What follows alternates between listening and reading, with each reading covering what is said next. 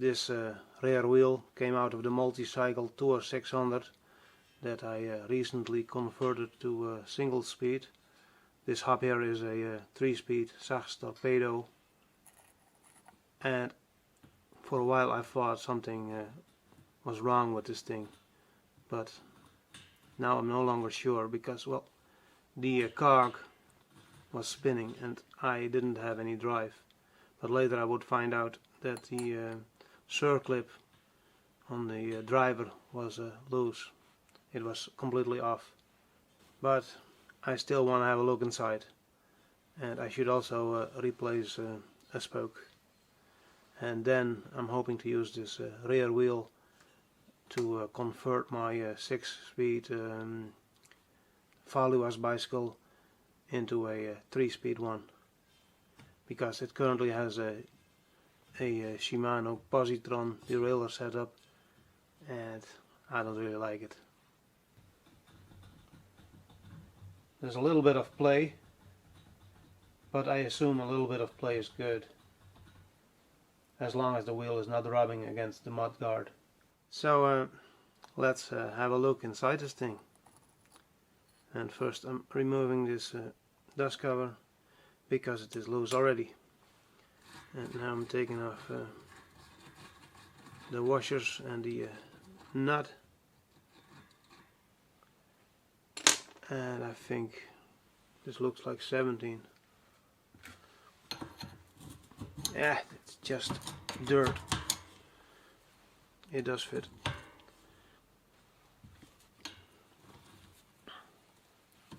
Now recently I already had a look inside a SRAM T3 hub, which basically is the same model. So I do have some practice with this internal gear hub, this type of gear hub, and they are not all that complicated, but a little more practice should be a good thing. So first thing, I'll lock a nut, and now a cone that is already loose,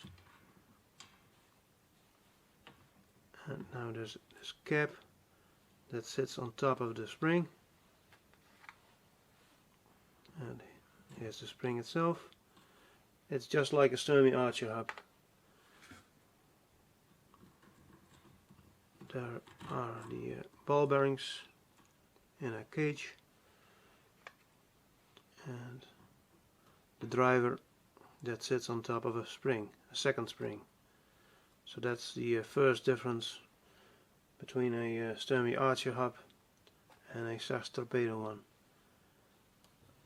There is also another ring with ball bearings, also a bit different than a Sturmy Archer hub, but in essence it's the same. Now no, I cannot take it off because there's a pin that runs through the axle. You know what? First I'm going to remove the cone on the other side, because that will have to come off eventually. So I'm going to flip the wheel for a moment.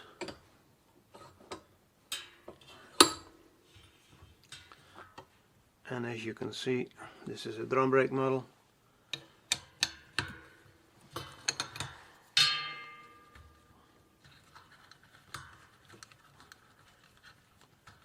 A lock nut, then a washer, and then a strange washer. That's a log washer. It only fits in 2 positions on the axle. I guess it sits on the cone.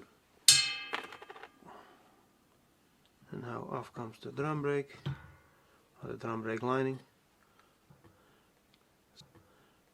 Still pretty clean. There's another washer sitting on the cone. This is a 13mm spanner.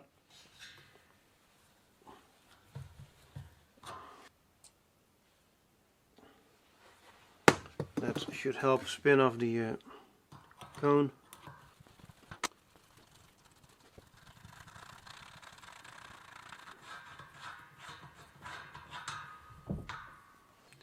So next I'm going to flip the wheel again.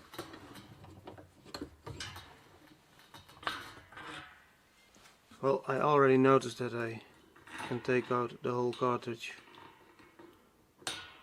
Oh, bit of rust. Let's have a closer look. But first, here's a look inside the hub shell. And just like a Sturmy Archer, it also has two ratchets. There's some rust, but it isn't too bad.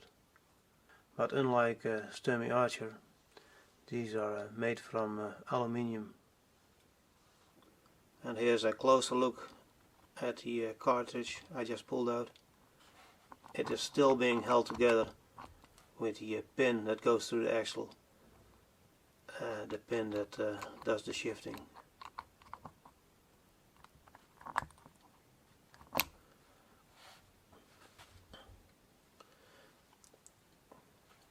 And on top of this sits the driver with the spring, and it fits over the clutch like this. Let's stick this in the vise so I can disassemble the rest. Back in the vise for a better look, and here's the driver for completeness. It's a bit dirty, there's some sand on here. It's also greasy and a little bit rusty, so it's so it definitely could use a clean. Let's take it apart. Now there's that part that I mistakenly called a sun gear, which it isn't, because the sun gear is fixed to the axle.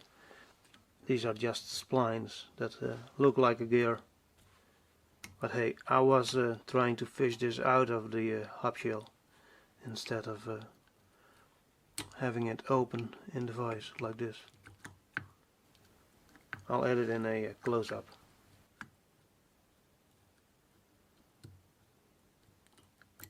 Next I'm going to fish out this pin here that is keeping things together, just like a Sturmy Archer hub.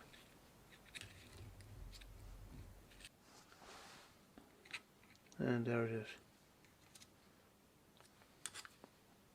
It's flat on one side and it's round on the other. And I believe I can now take off this whole part.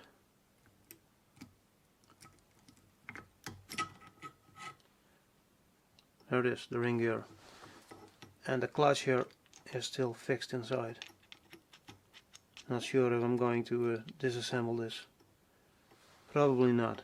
I'll just give it a good clean, put on some oil and put it back together. So now we are left with the planet gear assembly. And unlike a Sturmy Archer, this one only has 3 planetary gears. And unlike a Sturmy Archer hub, I can now not pull off the planetary cage assembly because it is still fixed on the underside. I turned the cartridge around so we can have a look at the other side. There's still lots of grease in there.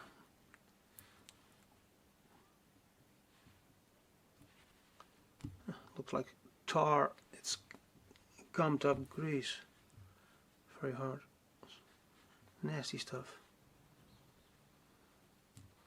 I guess that was in the wheel bearings. It's probably a good idea that I'm rebuilding this thing. And I assume that this clip here is holding everything together. But to be honest, I'm not completely sure. It's just a C-clip. Let's see what happens when I push that thing off. Let's see if I can do this with 2 screwdrivers.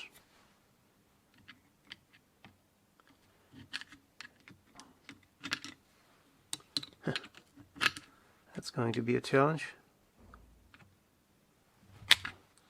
Let's try that again, now that I have tightened up the vise.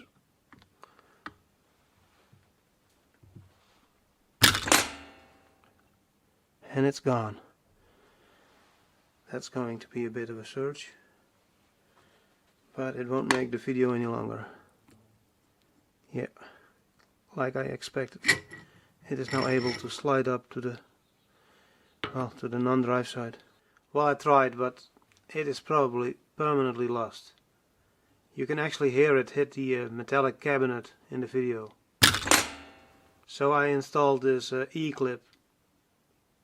It is a bit loose, but that's probably because of the flats on the axle.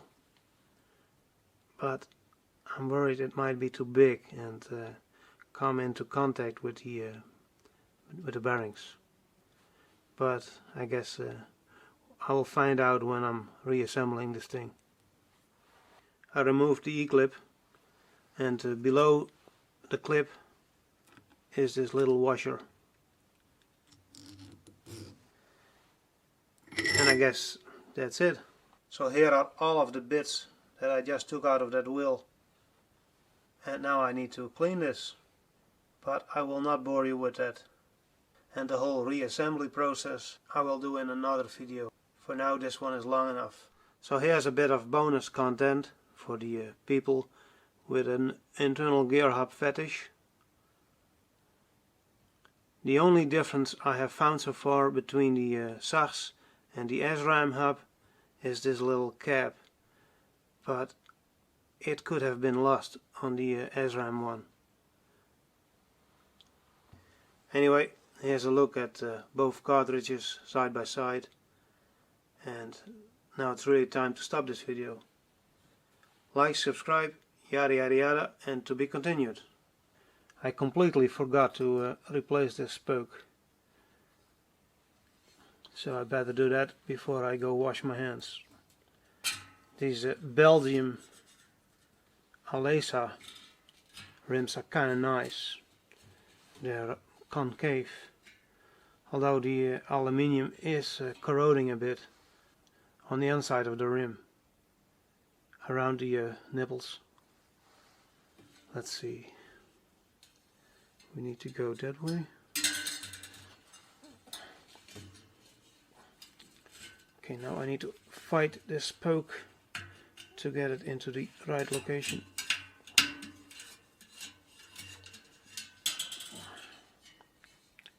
Over, under. So it should be here.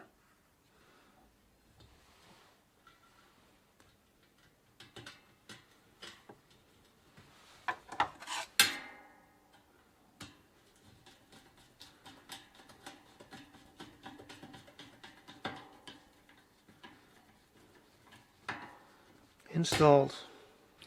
You can see there's quite a bit of corrosion on this side of the rim, especially around the nipples.